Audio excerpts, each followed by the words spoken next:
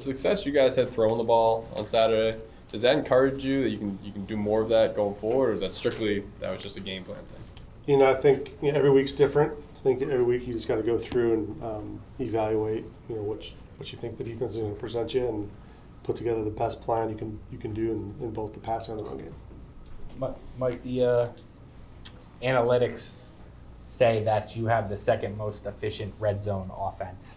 What is your red zone approach generally that you've been able to be so efficient in the red zone? I think first and foremost, I think the players are doing a good job executing down there, executing their assignments with great attention to detail and fundamentals and techniques. And as far as putting the plan together, we look at it each week and find out how we can put just our best players in those spots, and whether it's the run game, find an indicator and find an advantage there as best we can. A lot of teams say that it gets harder there because the field gets smaller. So do you emphasize creativity there? Is it more about balance? Is it more just generally speaking? Yeah, generally speaking, you want to try and find a tendency in what they do in the coverage standpoint, and then trying to find a way to create an advantage there in the run game, the pass game, whether it's shifting, motioning, influencing the defense to maybe expand a little bit more. Because just like you said, that it's condensed. They're not defending the depth of the field. Now you got to use the width of it. So you try to maybe expand it to run inside, or condense it to run outside, or run guys back and forth across the formation to create some space. So there's a lot of things that we look at, but those are some. Mike, after the game, and even yesterday, I think Saquon was highly complimentary of Feliciano on that touchdown run. Other than the fact that you obviously scored and everyone celebrates, what was the best part overall of that entire play?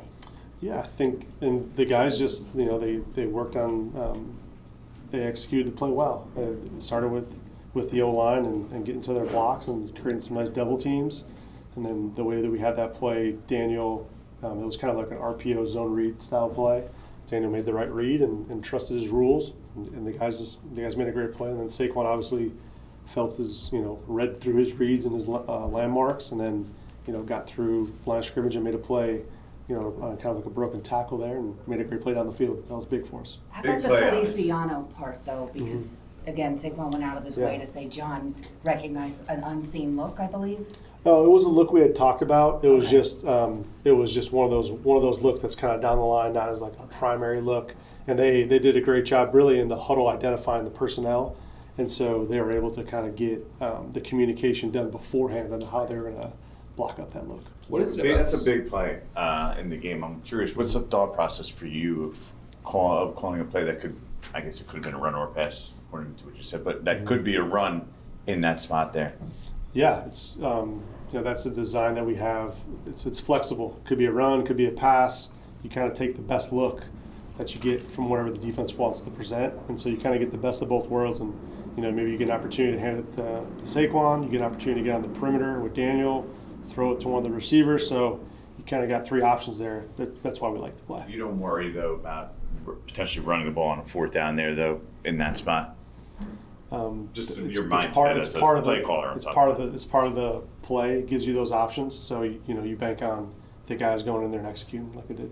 With Saquon, why is it that he seems to be so effective in that third and fourth quarter? Like when the defense gets tired, he doesn't, and he's just it's really when he seems to start breaking. I think he's just doing a great job of just staying patient with it and trusting his reads. I think sometimes the run games, in generally speaking, the run game's not just a bunch of 8 and 9 yard gains, right? There's a couple 2s and 3s in there, and you get working and you get a feel for how the flow of the game works out, and the O-line's sticking with it, and they're running off the football and stressing all the things that we talk about in practice.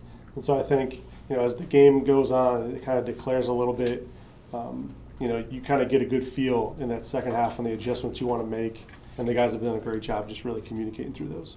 How have you seen Daniel, I guess, grow more comfortable in the read versus maybe running and throwing the ball as the season's gone on? Yeah, I think he's done a really good job with that. I think he's trusting himself with those reads. I think he's doing a good job stepping up in the pocket when there's lanes, stepping up and run. I think you saw that last week, and those are things that I think make from the quarterback position make it difficult for defenses to defend when you have a quarterback that's mobile that can step up and do those things. And he's done a great job of making those right decisions, when to get the ball out, wanting to step up, and so yeah, he's done a good job.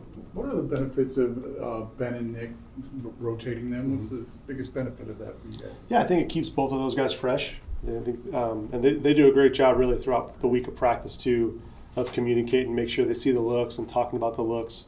So, the rotation I think has benefited both of those guys. Well, and what's the difficulty of it? I mean, and how do you decide that this is working? Yeah, I think, we talk about it, and again, every week's different. It doesn't say we may or may not do it this week.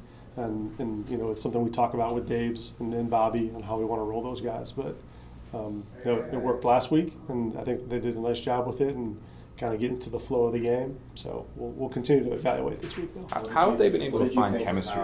What did you think of how your offensive line pass protected it against them? Yeah, I thought they did a nice job. I think they stayed within themselves, protecting the depth and width of the pocket, inside out. Those are things that we work on. Obviously, it's never going to be perfect, but these guys battle, and that's what I'm really proud of from that group. If they have a game where they're struggling early, does that impact how you call the game, or would you rather keep giving them another shot? Let's say at like deeper drop backs. Yeah, I think what you want to show is you want to first off build a plan that has the flexibility to adjust for whatever the situation might be. But I have a ton of confidence in those guys. I know they're going to fight. I know they're going to work. I trust not only the O-line, the quarterback position, the running backs getting in and blocking their responsibilities, receivers separating, getting open, tight ends separating, getting open, and doing their assignments in the pass game. So it's all encompassing, and we're all together.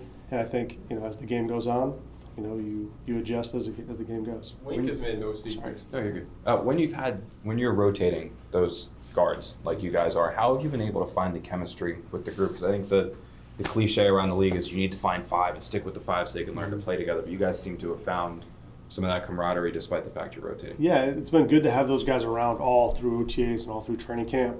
And so, they're all speaking the same language. And I think they've done a great job just next man up, stepping up, and then communicating across the line. Like, we talked about Feliciano he's the main guy. He's got to get everyone going in the right direction, set the point, confirm that with the quarterback. And so those guys work together a lot. They talk a lot. They spend a lot of time in the meeting room a lot.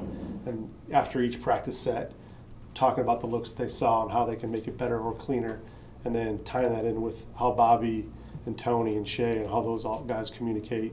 That's a huge part of it. So hats off to them for getting it done, and we got to continue to do that this week. Brink has made no secret about the fact that he wants to be a head coach, and when the coach job opened, your name was thrown around right away. We asked you about that. Is that an ambition of yours to become a head coach? Yeah, absolutely. You aspire to want to be a head coach, but really it's not really at the front of my mind at all. I'm focused on this week. All that stuff will take care of itself. Mike, I don't know how many times Kansas City has made the playoffs in a row, but to join this group and to see whatever you're seeing that we don't from the group now that you're on the cusp with a win, what has that part of it been like with this new team for you? Yeah, I think it's just been a great journey to go through this season. The ups and the downs. You're always you're always trying to improve on things you've done in the past. So this week's really no different. Last week didn't get an opportunity to get it done, so we got to go back to the drawing board and figure out ways how we can tighten up the things that we didn't do so well and continue to build on all the good that we did last week. Philosophically, when you're putting together a game plan every week, and I know there are great players across the NFL, but when you face a defense that has a corner with the pedigree like Peterson last week, and now you have Gilmore this week, from your perspective, when you're putting that together, there's this tendency to shy away from those guys. You kind of just focus on the rest of the field. But do you look at it as a situation where we're going to do what we do and we need to attack the way we attack, and if it's against that player, so be it, we'll take our shots? Yeah, and they have a lot of really talented players on that defense. And so you have to, when you're developing the plan, you try and figure out, how you can, use your players' strengths maybe against their weaknesses and understand what they're really good at as a defensive standpoint and figure out ways and how you can manipulate that. So, yeah, you definitely think about the matchups, you think about their personnel versus our personnel versus their, you look at all of those type of things and figure out the best schemes and best ways to get our guys in those spots.